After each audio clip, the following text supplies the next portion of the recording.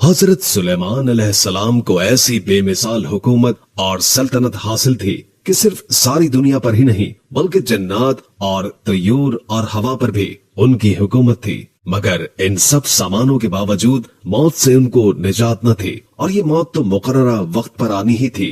बैतुल मुक़द्दस की तामीर जो हजरत दाऊद अलैहिस्सलाम ने शुरू की थी, मुल्क शाम में जिस जगह हजरत मूसा अलैहिस्सलाम का खैमा गाड़ा गया था, ठीक उसी जगह हजरत दाऊद अलैहिस्सलाम ने बैतुल मुक़द्दस की बुनियाद रखी। मगर इमारत पूरी होने से कबल ही हजरत दाऊद अलैहिस्सलाम की वफात का वक्त आन पहुंचा और आपने अपने फर्जंद हजरत सुलेमान अलैहिस्सलाम को इस इमारत की तकमील की वसीयत फरमाई। चुनाचे हजरत सुलेमान अलैहिस्सलाम ने जिनों की जमात को इस काम पर लगाया और इमारत की तामीर होती रही। जिन्नात की तबीयत में सरकशी गालिब थी। हजरत सुलेमान अलैहिस्सलाम के खौफ से जिन्नात काम करते थे। उनकी वफात का जन्नात को इल्म हो जाए तो फौरन काम छोड़ बैठते और तामीर रह जाती, यहाँ तक कि आपकी वफात का वक्त करीब आ गया और इमारत मुकम्मल न हो सकी।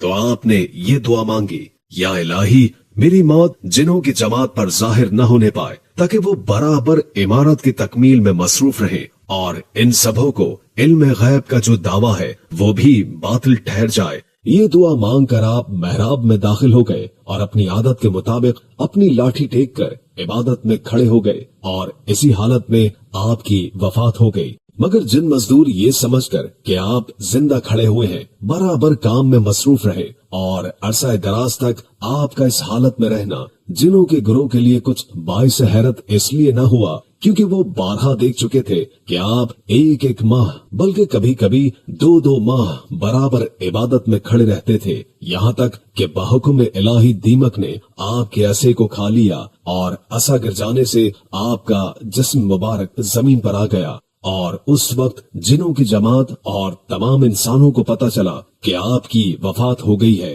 कुरान मजीद में अल्लाह ताला ने इस वाक़ये को इन अल्फाज में बयान किया है कि फिर जब हमने उन हजरत सुलेमान पर मौत का हुक्म भेजा तो जिनों को उनकी मौत दीमक ही ने बताई जो उनके असे को खा रही थी। फिर जब हजरत सुलेमान जमीन पर आ गए तो जिन्नात की हकीकत खुल गई। अगर वो गैब जानते तो वो इस जिल्लत के अजाब में इतनी देर तक न पड़े रहते।